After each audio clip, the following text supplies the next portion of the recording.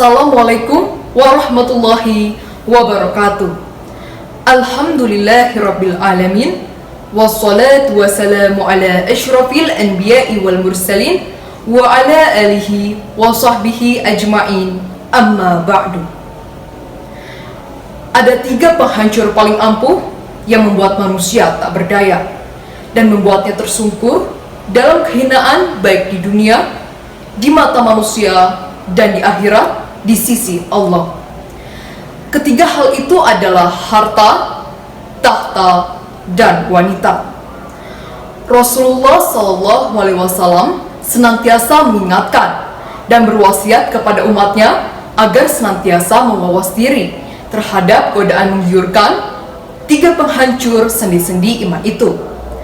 Dalam sebuah sabdanya mengenai keharusan kita waspada terhadap pesona dunia dan godaan rayu wanita. Rasulullah SAW berujar, hati-hatilah kalian dari pesona dunia dan hati-hatilah dari goda rayu wanita. Hadis riwayat Ad-Dailami. Dalam sabdanya yang lain, Rasulullah SAW berujar, janganlah seorang lelaki berdua-duaan dengan wanita yang bukan mahramnya, karena sesungguhnya syaitan akan menjadi orang ketiga. Hadis riwayat Tabrani. Rasulullah SAW mewasiatkan umatnya untuk tidak serakah terhadap dunia dan hendaklah berlaku zuhud terhadapnya. Jangan tamak, jangan rakus.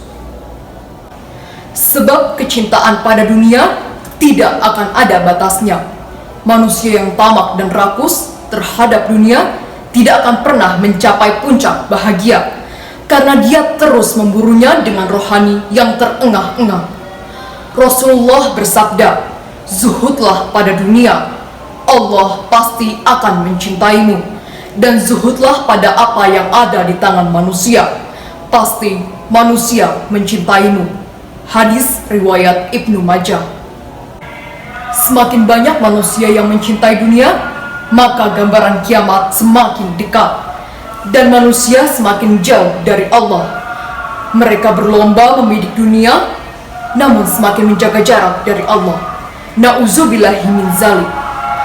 Rasulullah SAW bersabda, hari kiamat semakin dekat dan tidaklah manusia kecuali semakin tamak pada dunia dan kepada Allah semakin jauh. Hadis riwayat Hakim. Dunia itu indah dan sedap, namun beracun, sehingga banyak manusia yang tertipu oleh cita rasanya. Mereka yang tak memiliki filter rohani yang baik akan semakin terangsang untuk senantiasa menikmatinya, hingga akhirnya dia tersedak. Daya tahan rohaninya menjadi lumpuh dan tumpul, kepakaan batinnya lemah. Dinar dan dirham telah membinasakan orang-orang yang datang sebelum kalian. Dia juga akan membinasakan kalian. Hadis riwayat Tabrani dan Baihaqi. Demikian sabda Nabi. Kekuasaan juga seringkali menjadikan manusia terpuruk, tatkala kekuasaan dan tahta itu dianggap sebagai kesempatan untuk berbangga diri, untuk memperkaya diri, dan untuk dinikmati.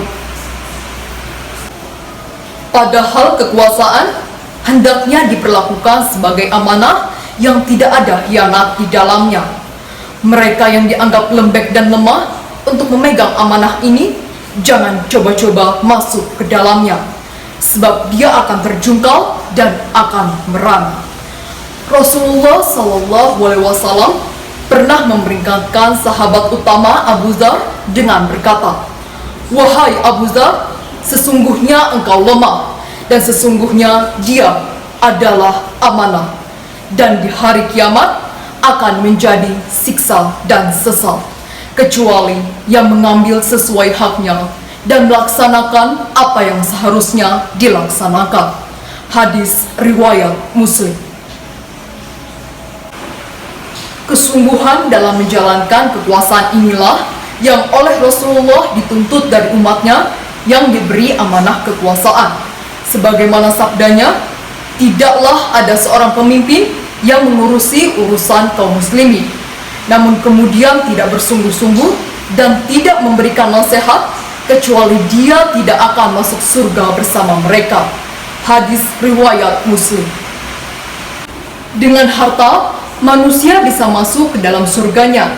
Mari kita telah lagi kisah-kisah di zaman Rasulullah dan para sahabatnya. Selain Rasulullah, setidaknya ada 10 sahabat Rasul yang sudah dijamin masuk surga karena amal kebaikannya yang dilakukan di masa hidupnya, yaitu Khulafaur Rasyidin, Abu Bakar As-Siddiq, Umar bin Khattab, Utsman bin Affan, dan Ali bin Abi Thalib, Thalhah bin Ubaidillah, Zubair bin Awam, Sa'ad bin Abi Waqqas, Sa'id bin Zaid, Abdurrahman bin Auf, Abu Ubaidah bin Al-Jarrah. Dengan tahta, manusia bisa mendapatkan naungannya. Diriwayatkan di dalam salah satu hadis Nabi bahwa 1 dari 7 golongan yang akan mendapatkan naungan ketika tidak ada naungan selain naungannya di hari kiamat kelak adalah seorang pemimpin, yang dalam arti ini adalah sebuah tahta. Dengan wanita, manusia bisa masuk surga. Tidak sedikit pula yang masuk surga dikarenakan wanita. Setidaknya bisa melalui doa seorang ibu, bisa dengan berkhidmat kepada ibu, dan bisa dengan cara menafkahi dan berlaku baik kepada istri. Akan tetapi, tidak sedikit juga yang dikarenakan harta, tahta, dan wanita, manusia bisa terjerumus ke lubang yang hina. Rasulullah SAW bersabda, "Hati-hatilah kalian dengan pesona dunia, dan hati-hatilah dari goda rayu wanita." Hadis riwayat Ad-Dailami. Semoga kita terhindar dari godaan tahta, harta, dan wanita di sebuah zaman yang mulai menggila. Jalan-jalan mengendarai Lamborghini, melihat-lihat keindahan kota Jakarta, betapa menderitanya hidup ini jika terbelenggu dalam harta, tahta, dan wanita. Sekian yang dapat saya sampaikan, lebih dan kurangnya saya mohon dimaafkan, karena kesempurnaan hanya milik Allah Subhanahu wa Ta'ala. Wassalamualaikum warahmatullahi wabarakatuh.